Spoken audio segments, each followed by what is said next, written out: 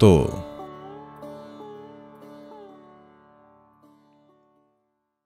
सबसे पहले ये समझते हैं कि विवाह क्या है। क्यों क्यों दो लोगों को जुड़ने की क्या जरूरत है।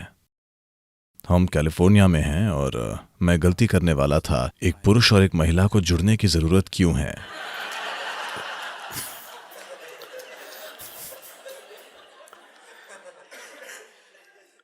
मैं ये जोखिम नहीं उठा सकता।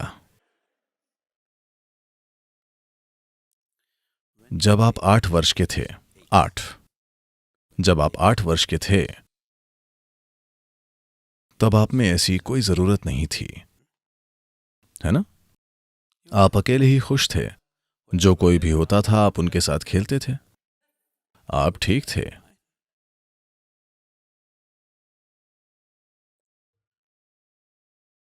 कुछ होने की जरूरत नहीं थी। फिर आप 14-15 के हुए, शायद 12, 13, 14, 15। मैं आजकल के दौर के हिसाब से उम्र तय कर रहा था। धीरे आपके हार्मोन आपकी बुद्धि को हाईजैक करने लगे। बुद्धि हाईजैक होने के बाद आपने जिसे भी देखा, महिलाओं को सब कुछ एक तरीके से दिखने लगा, पुरुषों को सब कुछ दूसरे तरीके से दिखने लगा। अचानक पूरी दुनिया बदल गई। हाँ, वही दुनिया। पर अगर आप किसी व्यक्ति को देखते हैं तो आप उन्हें वैसे नहीं देख पाते जैसे वे हैं।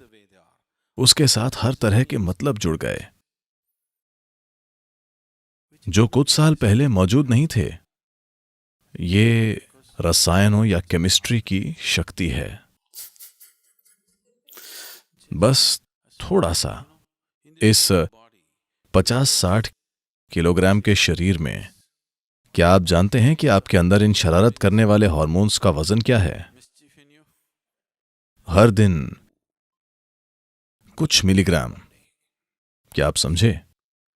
ये कुछ मिलीग्राम केमिकल आपके जीवन को अस्त व्यस्त कर सकते हैं।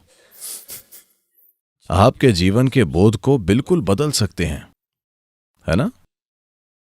आप दुनिया के असली रूप को देख ही नहीं पाते। आपकी पहचान आपके शरीर से इतनी जुड़ जाती है। उस उम्र से पहले ऐसा नहीं था। जब ये हार्मोन आपके खून में बहने लगे तब आपका एक पुरुष या एक महिला होना स्थापित हो गया। तभी शरीर महत्वपूर्ण हो गया, है ना? जब आप बच्चे थे शरीर बस एक साधन था, वो इतना महत्वपूर्ण नहीं था। तो ऐसा होने के बाद आप अलग अलग तरीकों से सोचने लगे और आप सोचते हैं कि आप कई चीजें कर रहे हैं। पर मैं आपको बताना चाहता हूं कि प्रकृति बस यही चाहती है कि आप किसी तरह से बच्चे पैदा करें। चाहे आप एक गाना गाएं या आप नाचें या कुछ भी करें, प्रकृति मां इंतजार कर रही है कि आप बच्चे कब पैदा करेंगे। हम अपने ही रंग जोड़कर इसे कई पारंपरिक रूप देना चाहते हैं, पर मूल रूप से ये बच्चे पैदा करने का तरीका है। That sounds very gross. ये बहुत स्थूल और असभ्य लगता है, पर प्रकृति कोई सभ्यता नहीं जानती, सिर्फ समाज ही सभ्यता को जानते हैं, है ना? तो लोगों में ऐसी जरूरत है। आप सबसे पहले ये देखिए कि क्या आपके लिए ये बहुत जरूरी है या उतनी जरूरी नहीं है। मैं कहूंगा कम से कम 25 से 30% लोगों को उस दिशा में जाने की जरूरत नहीं है, क्योंकि ये बस थोड़े समय की रुचि है। 30 से 40% लोगों की रुचि थोड़ी लंबी हो सकती है। वे ऐसा करते हैं, 10 साल 12 साल तक उन्हें अच्छा लगता है, फिर उन्हें ये एक बोझ लगता है। कुछ लोगों की जरूरत इतनी ज्यादा होती है, उन्हें ये चाहिए। 25-30% लोगों को ज्यादा समय तक इसकी जरूरत होती है। उन्हें ऐसी व्यवस्था में जरूर शामिल होना चाहिए। सबसे बढ़कर आपको समझना होगा कि जैसे मन में यादें होती हैं, वैसे ही शरीर में भी होती हैं। इसे ऋणानुबंध कहते हैं। आपने ऐसा शब्द सुना है भारतीय लोग? ऋणानुबंध। इसका मतलब है शरीर की यादें। शरीर की अपनी यादें होती हैं। अगर वो कुछ अनुभवों से गुजरता है तो वो याद रखता है, और शरीर भविष्य में उन यादों के आधार पर प्रतिक्रियाएं देता है। शारीरिक अंतर्गता से हमेशा ज्यादा यादें पैदा होती हैं, और अगर आप में कई यादें छप जाएं तो शरीर में एक भ्रम पैदा होता है। आप जीवन में सब कुछ करने के बाद भी आनंदित होने का मतलब नहीं समझ पाएंगे। आप सहज नहीं होंगे। सिस्टम में सहजता नहीं होगी, क्योंकि वहां मेमोरी की एक जटिल छाप है। And it can confuse the body in such a way that it will cause much trouble to one's life. और इससे शरीर इतना भ्रमित हो जाएगा कि जीवन में बहुत परेशानी होगी। ये सब समझकर हमने कुछ चीजें स्थापित की, पर आज समाज में कुछ और ही हो रहा है। आप शादीशुदा हैं? तो भारत में जब शादी होती थी तब वे मंगलसूत्र बांधते थे।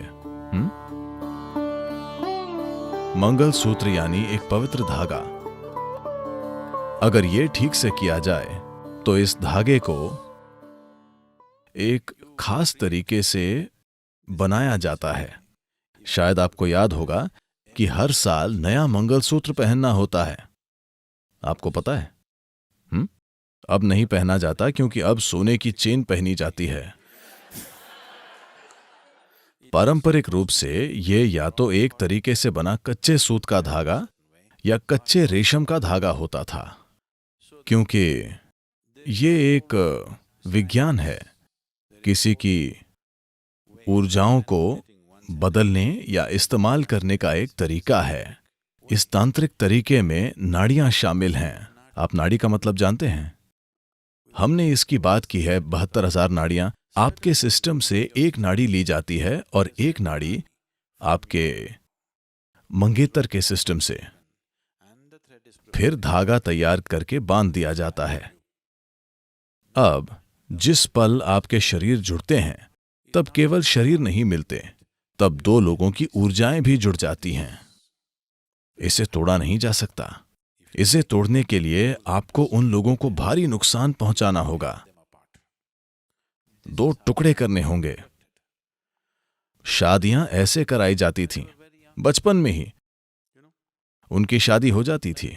8, 9, 11 साल की उम्र में उनकी शादी हो जाती थी, पर उन्हें ऐसे बांधा जाता था कि वे कभी दूसरों को देखने की जरूरत महसूस नहीं करते थे। बिल्कुल भी नहीं। ये आज के लोगों को भयंकर लग सकता है, पर मैं आपको समझाना चाहता हूं कि उस स्थिरता की वजह से उन्हें शक्ति मिलती थी और वे अपने जीवन में जो चाहे कर पाते थे, क्योंकि भावनाओं में असुरक्षा नहीं होती थी। ये भारत में एक नई चीज है, क्योंकि भावनाओं में असुरक्षा नहीं होती थी, क्योंकि बहुत स्थिर बंधन होता है। लोगों के मन में कभी ये विचार नहीं आता था कि क्या मेरा पति या मेरी पत्नी कुछ कर रहे होंगे। ऐसा कभी नहीं होता था, क्योंकि वे अंदर से ऐसे बंधे होते थे। पर आज ये एक बेअसर रस्म बन गई है। आज भी कुछ शादियां जो मैंने करवाई हैं, हमने लोगों को ऐसे जोड़ा है और उनमें जबरदस्त तालमेल है। आप देख सकते हैं कि कैसे 2 लोग एक बनकर जीते हैं, और 2 लोगों के एक बन जाने में कितनी शक्ति है। इसमें जबरदस्त शक्ति है।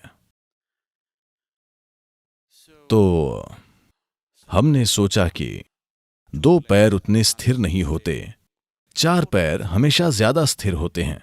तो हमने 2-2 पैर आपस में बांध दिए। 2 पैर ज्यादा। हमने साइकिल छोड़कर कार क्यों अपनाई? स्थिरता के लिए।